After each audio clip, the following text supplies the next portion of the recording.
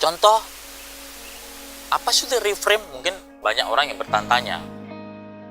Ada suatu kasus atau suatu case di suatu Amerika, ada seorang psikolog terkenal sebelum lahirnya NLP. Dia ada seorang psikolog. Pasiennya adalah setiap dia pulang ke rumah, dia selalu mendambakan rumah yang bersih. Ibu ini menginginkan rumah itu bersih sekali. Tapi apa yang terjadi? Di rumah itu banyak anak-anak, dan hanya ada yang masih kecil, ada yang dewasa. Dan setiap hari setelah dia membersihkan, maka tempat itu menjadi kotor, diinjak-injak.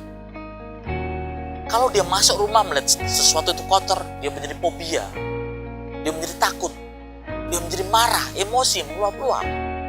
Kenapa? Yang ada di pikiran dia adalah hanya menginginkan hanya bersih dan bersih. Dia tidak mau ada hal kotor di rumahnya, karpet kotor, dia langsung marah. Anak-anak datang tanpa membuka sepatu, dia marah. Sehingga ibu ini emosinya menjadi labil dan labil. Akhirnya apa? Tiap hari yang ada di benak dia dan pikiran dia adalah rumahnya kotor. Kenapa?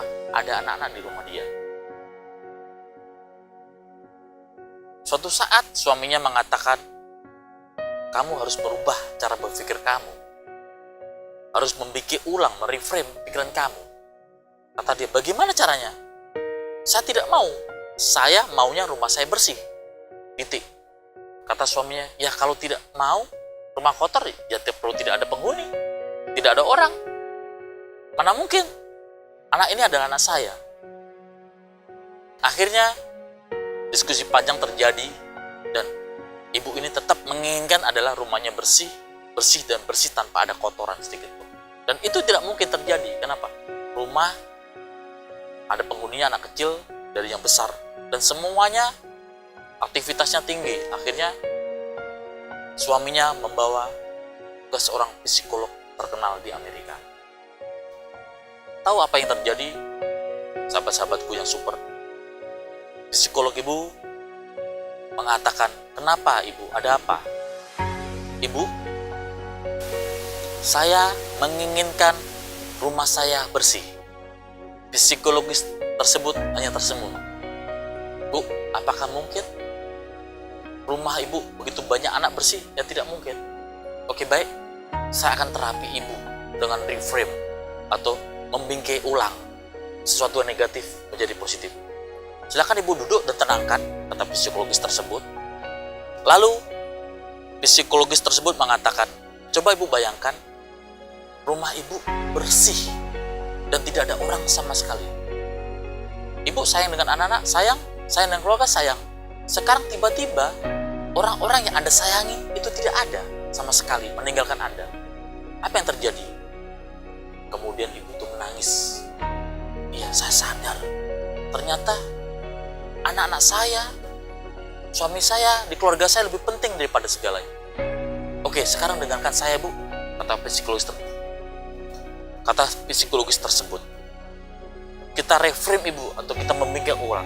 Oke, sekarang ibu menginginkan bersih, tapi di rumah banyak anak-anak, maka itu tetap kotor. Sekarang kita bingkai ulang.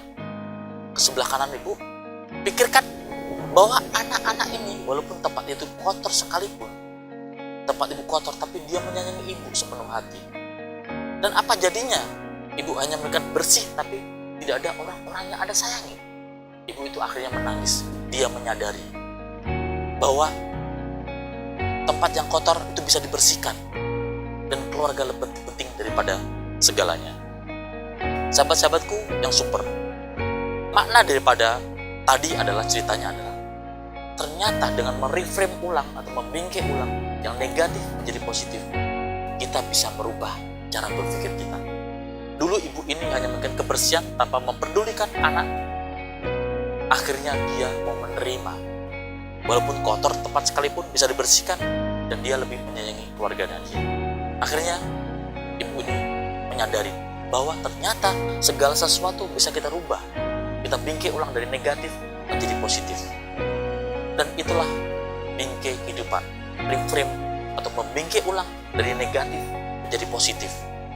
Sangat berguna buat hidup Anda, sahabat-sahabatku yang super.